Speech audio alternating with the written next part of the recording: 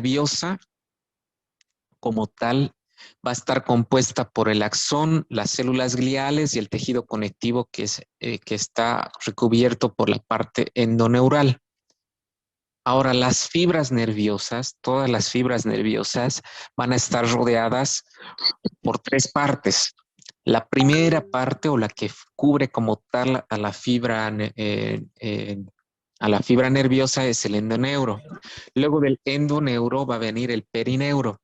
El perineuro va a ser el que va a cubrir a estas fibras nerviosas en un fascículo y va a proporcionar una barrera. Es una barrera que va a proteger a toda la fibra nerviosa de las sustancias extrañas.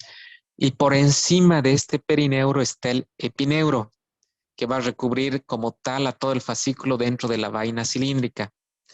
Y por fuera de todo esto va a haber una capa adicional, que es un tejido conectivo que va a formar una vaina que es una vaina paraneural, que va a recubrir todos los nervios periféricos. Ahora, algo importante de todos esto, de lo que les hablé, los axones van a tener una membrana celular y esta membrana celular va a estar dividida por una bicapa lipídica. En toda esta capa lipídica están las proteínas, se encuentran los canales de sodio. Estos canales de sodio van a ser dependientes del voltaje, entonces eso es algo importante y sí les voy a preguntar, ¿dónde vamos a tener las células gliales? Que estas son generalmente en el sistema nervioso central, que son los oligodendrocitos, y las células de Schwann, que están en el sistema nervioso periférico. Entonces son dos células muy importantes, no se olviden, los oligodendrocitos que van a remarcar al sistema nervioso central y las células de Schwann, que son las que van a estar hacia el sistema nervioso periférico. En la siguiente diapositiva, lo que les hablé, tienen ese gráfico donde pueden ver en la diapositiva 4, donde está esa estructura básica de todo lo que les hablé del cuerpo ciliar, de las dendritas, los axones, las vainas que van a recubrir. Ahora, la parte de los nervios periféricos generalmente son mixtas y van a tener partes nerviosas aferentes y eferentes que van a ser mielinizadas o no mielinizadas. Ahora no se olviden, y de nuevo la parte que les repetí, estos canales de sodio son los que van a regular el voltaje. Y acá es donde se van a concentrar todos los nódulos de Rambier. Y esto va a estar por todos los axones de las fibras nerviosas, pero mielinizadas, o sea, las que tienen mielina.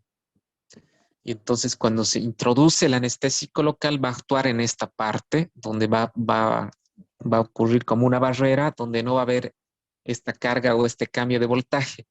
Es por eso que cuando ustedes introducen un anestésico local, producen ese efecto de analgesia, de anestesia en el paciente. Entonces, esta es la parte importante. O sea, el anestésico local impide que estos canales hagan este intercambio de las fibras nerviosas mielinizadas. Ahora vamos a hablar un poco de lo que es electrofisiología de la conducción neuronal y de los canales de sodio, que son los canales reguladores del voltaje. Ahora, no se olviden de fisiología básica.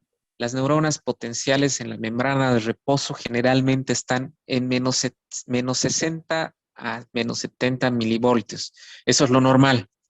Ahora, cuando tenemos las bombas de sodio y de potasio en el cotransporte, se van a activar, entonces van a entrar 3 iones de sodio de fuera y van a salir 2 iones de potasio hacia adentro. Este intercambio es el que va a ocurrir.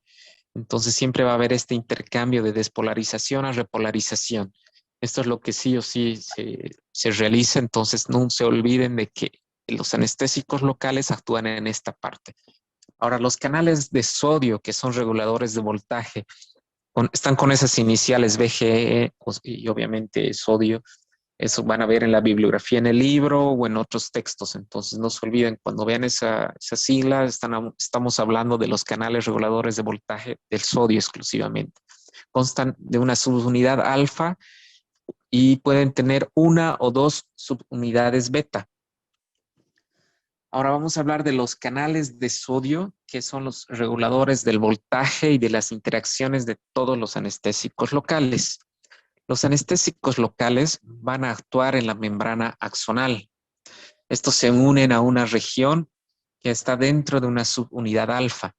Y esto es lo que va a evitar la activación de los canales de sodio, que son los reguladores del voltaje del sodio, de los canales de sodio, lo cual va a inhibir esta corriente de sodio hacia adentro y media de la despolarización de la membrana. Es por esto que les dije, no se olviden que los anestésicos locales van a actuar en estos canales reguladores de voltaje. No se olviden, eso es pregunta de examen. Los anestésicos locales actúan en estos canales reguladores de voltaje. Ahora, este sitio de unión puede alcanzarse por dos vías.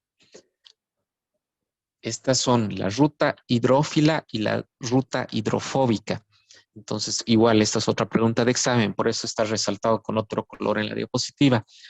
La hidrófila va desde la región intracelular del poro hacia el canal y la hidrofóbica que va lateralmente desde dentro de la membrana lipídica. Ahora, todos estos anestésicos locales no solamente van a impiden la propagación de los impulsos nerviosos al adherirse a estos sitios de unión de los canales de voltaje. Estos canales de voltaje de sodio no solo se encuentran en la membrana celular, entonces se encuentran acá y entonces se produce un bloqueo tónico. Entonces eso es lo que produce, es el efecto que queremos cuando ponemos el anestésico local. Pero también se van a unir a los nervios que son, se unen a otros nervios y van a permitir una estimulación repetida. Esta estimulación repetida va a determinar un bloqueo dependiente de la frecuencia o del uso. Esto vamos a ver dependiendo a las dosis y a las concentraciones del anestésico que vayamos a usar.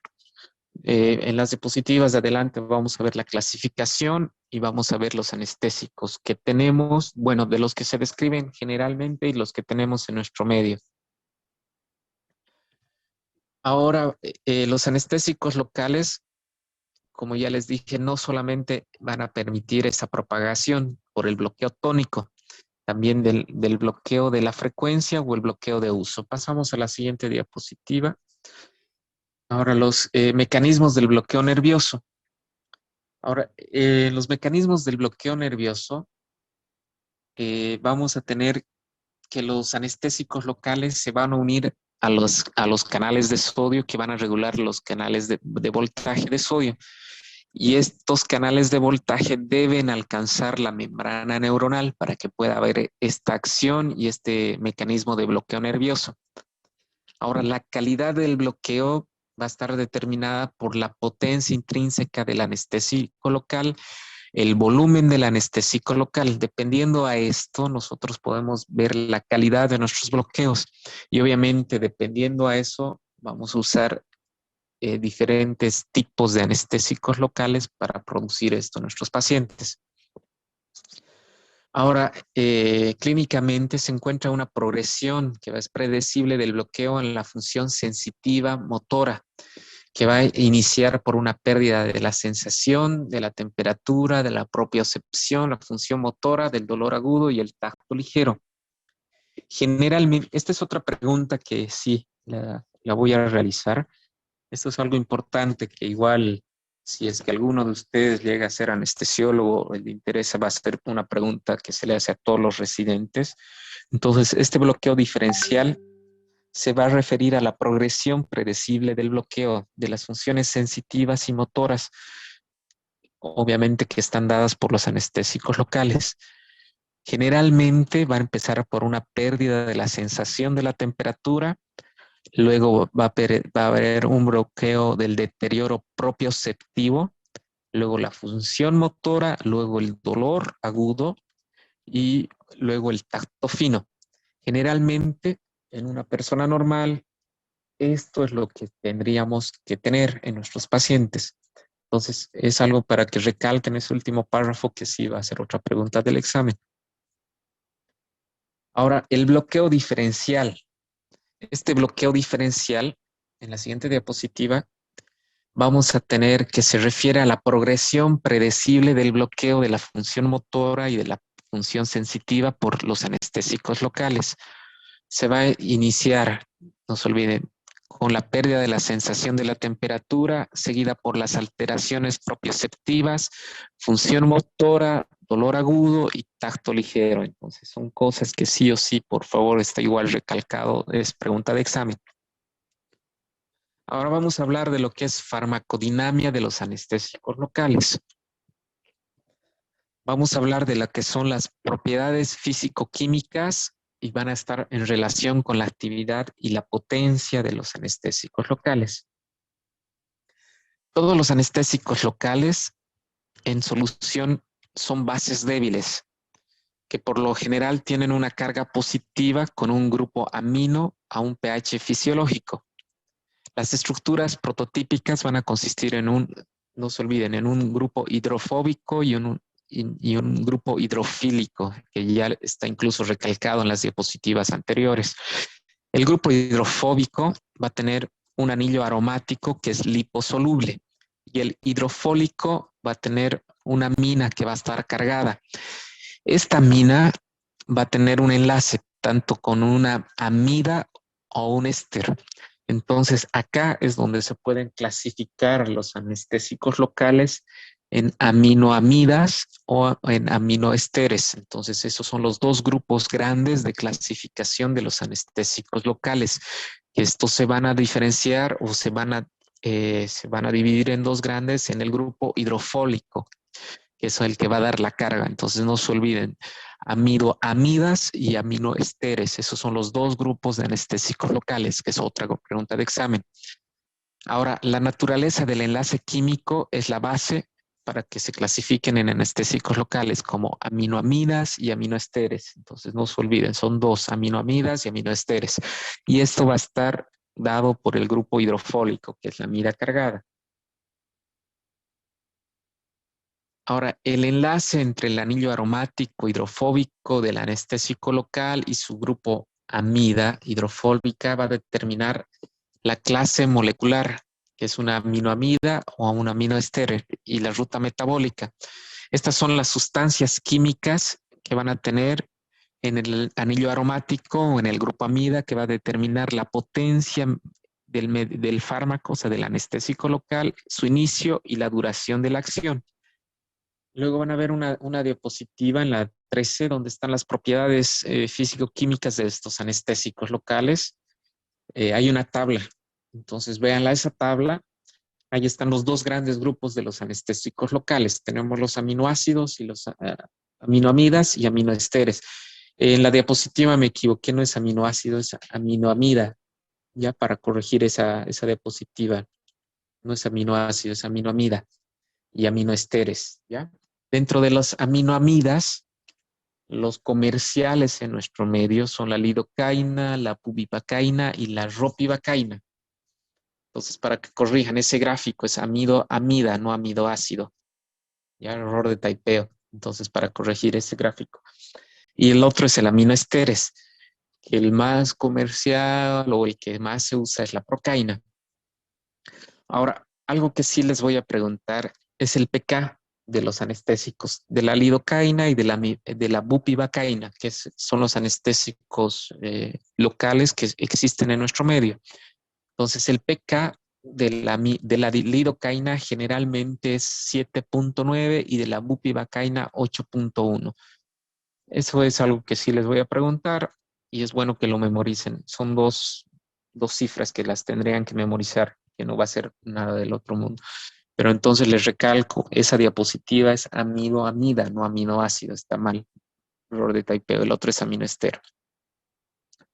Ahora vamos a hablar de lo que son los aditivos para aumentar la actividad de los anestésicos locales. Aditivo significa que vamos a agregar algún fármaco para poder incrementar la potencia o el tiempo de latencia de nuestros anestésicos. Ahora, los anestésicos locales van a estar formulados por sales que son clorhídricas, que pueden aumentar su solubilidad y son estables. Son alcalinos, no se olviden el pH, entonces son generalmente, los anestésicos locales son alcalinos y se pueden adicionar bicarbonato de sodio para aumentar el inicio.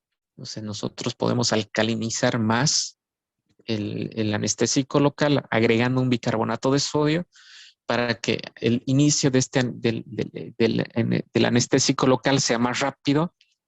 La calidad del bloqueo y de la conducción va a incrementar el porcentaje gracias a que va a ser una base liposoluble.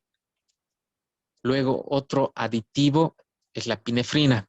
La epinefrina podemos inducir, obviamente vamos a tener una vasoconstricción que va a estar dada por los adrenoreceptores alfa 1.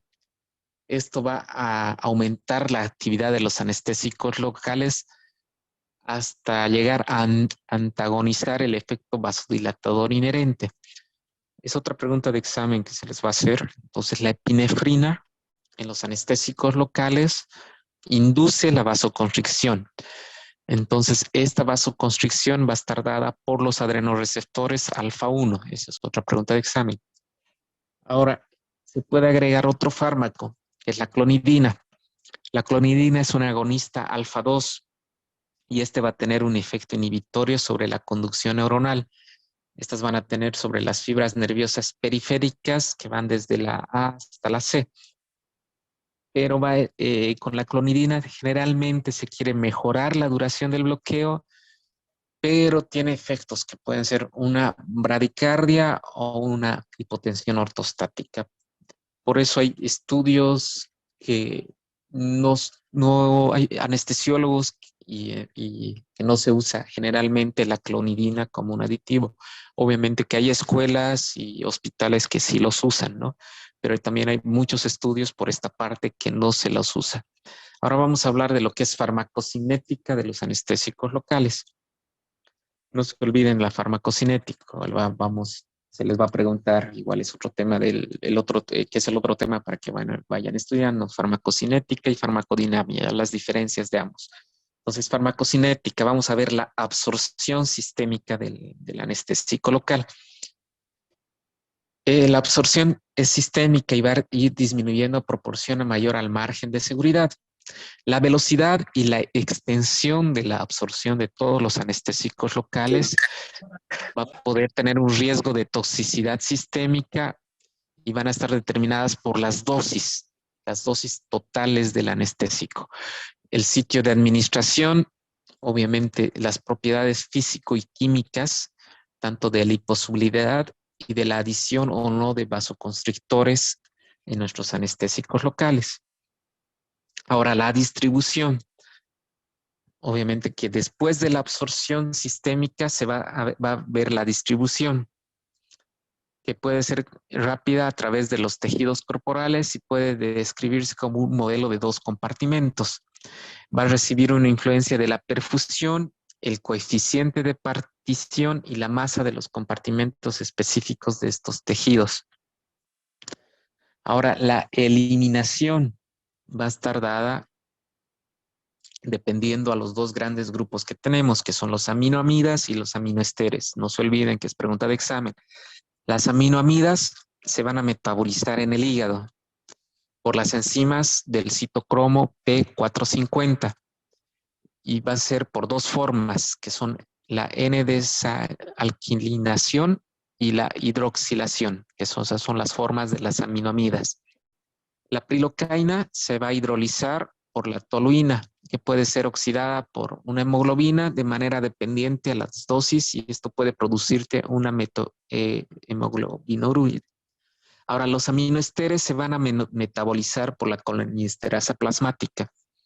La procaína y la benzocaína se metabolizan por los para aminobenzoico, por los PABAs. Estos eliminación de los aminoesteres pueden producir efectos de anafilaxia, específicamente por el ácido paraaminobenzoico. Entonces, esta es otra pregunta de examen. Entonces, la eliminación de los anestésicos locales, tanto los aminoamidas y los aminoesteroides, no se olviden.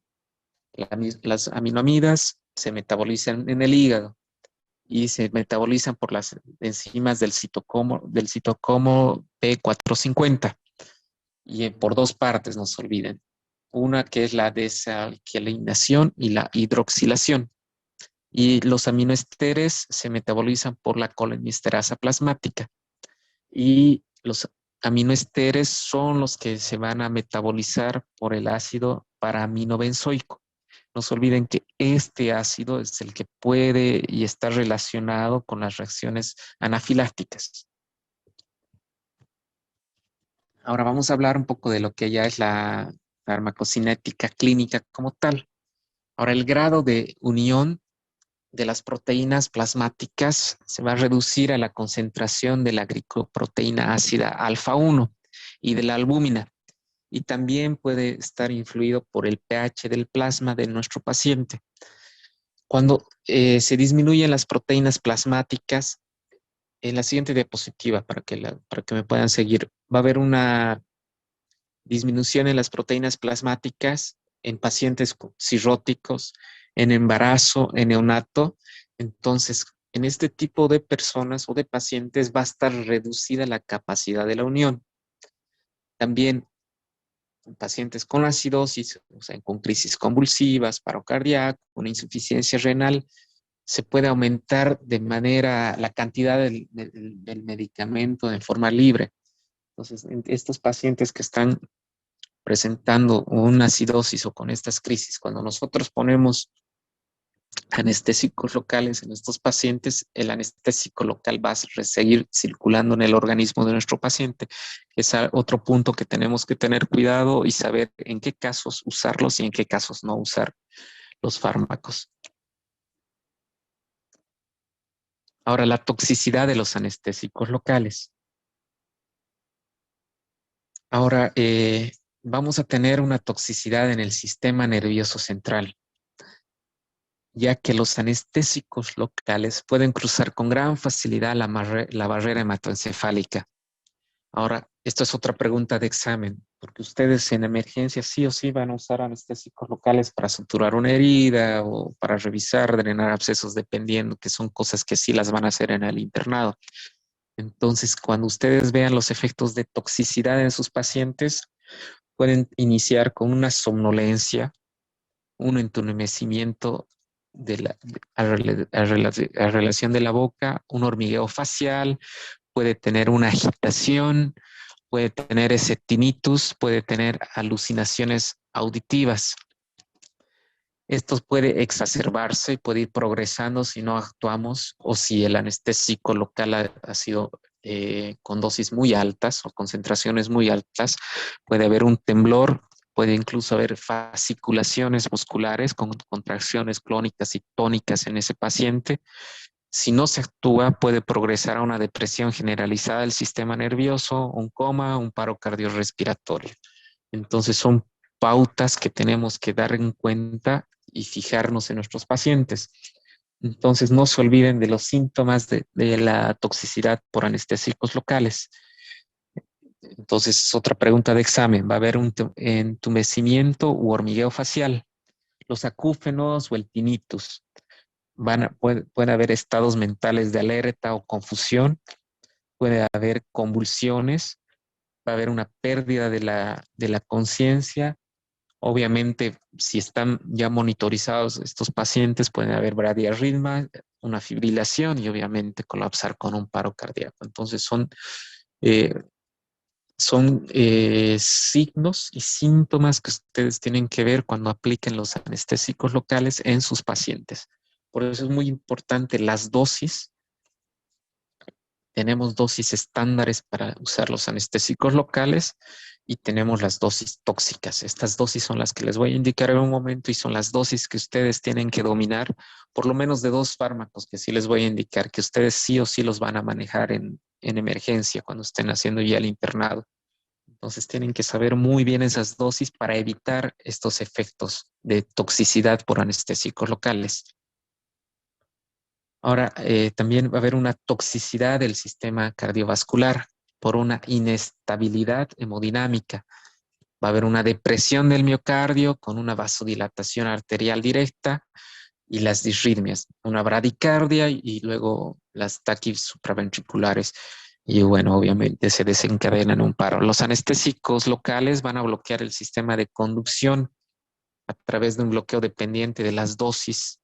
Estas dosis van a actuar en los canales de sodio reguladores de voltaje. No se olviden que esto es otra pregunta de examen que ya les estoy repitiendo varias veces.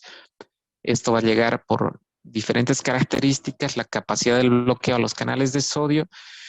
Generalmente, en este específico ejemplo de la bupivacaína puede reforzar su toxicidad. El anestésico local más cardiotóxico es la bupivacaína, por eso se tiene que tener mucho cuidado cuando se use bupivacaína como anestésico local, ya que es un anestésico que es cardiotóxico, o sea, va a actuar en este nivel y va a producir un bloqueo de estos canales de sodio. Entonces, por eso es la toxicidad y el cuidado que tenemos que tener al usar la bupivacaína. Ahora, el tratamiento para prevenir la toxicidad sistémica, obviamente prevenir la concentración plasmática tóxica del anestésico local. Por eso les dice mediante el uso de dosis mínimas o efectivas o las dosis ideales, pero nunca llegando a las dosis tóxicas. Obviamente la vigilancia, cuando ustedes están poniendo el anestésico local, de que no haya una inyección intravascular. Por eso cuando ustedes pongan los anestésicos locales, van introduciendo y van aspirando para que no vean que existe ese retorno de sangre, o sea, que no sea intravascular, para no producir todos estos efectos. Obviamente tener un soporte, el mantenimiento de la oxigenación y ventilación, las convulsiones, si se llega a ese punto, bueno, obviamente podemos tratar con midazolam o con propofol. El midazolam de 0,05 a 0,1 miligramo kilogramo peso, el propofol de 0,5 a 1,5 miligramo kilogramo peso. Y por último, que es el tratamiento como tal, se da la emulsión intralípida intravenosa. En nuestro medio, que es una emulsión lipídica. Esta emulsión lipídica está al 20%. Ahora, generalmente hay dos formas muy básicas, muy estándares. En pacientes que tienen un peso, un paciente de más de 70 kilogramos, se da un bolo de 100 ml de esta solución. Este bolo de 100 ml tenemos que pasarlo en 2 a 3 minutos. Y luego de eso se hace una infusión de unos 200 a 250 ml durante 20 minutos. Obviamente, mientras hacemos esta infusión de toda esta emulsión lipídica, tenemos que estar monitorizando a nuestro paciente. Si ya está con una depresión ventilatoria, manejar lo que es vía aérea. Ahora, en pacientes que son menores a 70 kilogramos, se hace un bolo de inicio de 1,5 miligramos por kilogramo. Igual en el mismo tiempo, de 2 a 3 minutos. Y luego se hace una infusión de aproximadamente de 0,25 ml por kilogramo por minuto. Igual esto se hace en 15 a 20 minutos. Esta es otra pregunta de examen que les voy a hacer. No está registrado en la diapositiva, pero es algo que sí o sí espero que hayan captado. Ahora, la toxicidad neuronal y la miotoxicidad va a estar dada por los síntomas neurológicos transitorios que se van a relacionar con la administración de anestésicos subaranoideos, o sea, en el espacio subaranoideo. Y va a caracterizar por un dolor transitorio con anomalías sensitivas en la región baja de la espalda que se pueden irradiar a las extremidades inferiores y a las nalgas. Y las reacciones alérgicas que son raras, pero se pueden presentar específicamente cuando se usan aminoesteres, no se olviden, y específicamente por el ácido para-aminobenzoico, que es otra pregunta de examen. Ahora acá vamos a hablar de los grandes, de los dos grupos, los aminoamidas y los aminoesteres. En nuestro medio, las aminoamidas más comerciales y más usadas y las que ustedes van a usar son la lidocaína, la bupivacaína y la ropivacaína, que son los aminoamidas y son los que más van a usar. Y en emergencia ustedes van a usar la lidocaína para sacar un uñero, cosas simples, suturar heridas, la lidocaína. En nuestro medio viene la presentación que es el 2%. Lo que sí no les anoté en las diapositivas es las dosis tóxicas. La dosis tóxica de la lidocaína es 7 miligramos kilogramo peso. Entonces, eso es una pregunta de examen.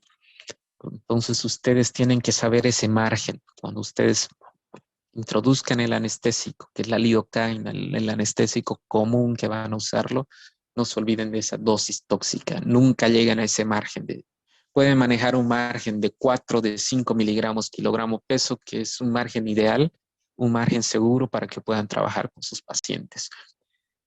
Y bueno, luego vamos a hablar de la bupivacaína y de la ropivacaína, es 3 miligramos kilogramo peso. Esa es la dosis tóxica. Es tanto la bupivacaína como la ropivacaína es ideal que lo manejen con una dosis de 1.5 miligramos kilogramo peso, que son dosis que no les van a producir efectos adversos. Pero no se olviden que la bupivacaína es el anestésico aminoamida más cardiotóxico que tenemos actualmente. Entonces, para tener ese margen de cuidado. Ahora, la lidocaína. Tenemos diferentes formas de presentación de este anestésico. Vamos a tener una infiltración, generalmente es para una anestesia regional intravenosa, con un bloqueo del nervio periférico, también se puede como una anestesia central y neuroaxial. Generalmente se usaba y se usa todavía una técnica de Bier, que es una anestesia regional, un bloqueo que sí se pone endovenoso, que es para procedimientos generalmente de 30 a 40 minutos, donde son diferentes técnicas, ¿no? Pero es una técnica de Bier. El inicio va a ser una acción rápida a intermedia y la duración es igual intermedia. Tenemos también en vía tópica, en gel, en ungüento, en parche, en aerosol. Usamos en aerosol generalmente para hacer una intubación despierto. En aerosol no solo usamos los anestesiólogos, lo usan también los odontólogos para hacer las curaciones, lo usan también los gastroenterólogos para hacer diferentes estudios, tanto de endoscópicos. El ungüento, lo mismo, igual en medicina del deporte se utiliza. Los parches que están siendo muy usados actualmente, en parche viene la lidocaína al 5%, que está usado muy, muy ampliamente para tratar neuropatías, específicamente las neuropatías postherpéticas. Eh, es- Hay estudios desde el 2000, bueno, desde el 2019, 2020, que sí las están usando más, porque pacientes adultos por secuencia del COVID han sido propensos a presentar una neuralgia posherpética en muchos casos. Entonces, es muy difícil manejar el dolor en este tipo de pacientes. Entonces, una buena opción es este parche de lidocaína al 5%, que es muy, muy bueno y ustedes van a ver buenos efectos en los pacientes. Si es que algún rato les toca tratar o tienen algún conocido, es muy bueno este parche al 5% cerca a la región donde esté la lesión. No se olviden de las dosis tóxicas, 7 miligramos kilogramo peso de la lidocaína. Luego tenemos las otras aminoamidas, la mepivacaína, la prilocaína. La mepivacaína tiene una duración un poquito más prolongada, va a producir menor vasodilatación. Generalmente no es utilizado para obstetricia. La prilocaína es muy similar a la lidocaína, igual se usa para infiltraciones, para bloqueos de nervios periféricos, en una anestesia espinal o epidural. Es el menor, es el que produce menor toxicidad del grupo de las aminoamidas, pero cuando usan dosis mayores a 500 miligramos vamos a producir, pues se puede provocar, hay varios estudios de una metohemoglobinemia. El otro anestésico local, aminoamida, que es la bupivacaína, no se olviden, dosis tóxica de la bupivacaína y de la ropivacaína, 3 miligramos kilogramo peso. La bupivacaína es el anestésico más liposoluble debido a que tiene un grupo butil en vez de un grupo metil y tiene un anillo de piperidina. Tiene un inicio más lento, pero tiene una duración prolongada. Este anestésico local es ideal para una anestesia epidural, para los bloqueos de nervios periféricos. Se utiliza bastante y es el anestésico ideal para la anestesia subaranoidea o raquídea. Puede tener, dependiendo a las dosis que usemos, de 3 a un poco más horas. En anestésicos o en bloqueos periféricos se utiliza bastante, ya que incluso con buenas concentraciones podemos tener una analgesia de unas 10, 12 horas en nuestros pacientes. Y obviamente dependiendo de la concentración y de las dosis que se realicen. Ahora, la ropivacaína, no se olviden, dosis tóxica, 3 miligramos kilogramo peso. Es otro homólogo de la mepivacaína y de la bupivacaína, que tiene en común el grupo popil en su anillo piperidina y está formulado por la unidad S, enantiomero, que es un enantiómero. De todos estos anestésicos es el menos cardiotóxico, no se olvide, de la ropivacaína. Ahora, los aminoesteres. En nuestro medio tenemos obviamente las procaínas, la cloprocaína y la tetracaína. La procaína se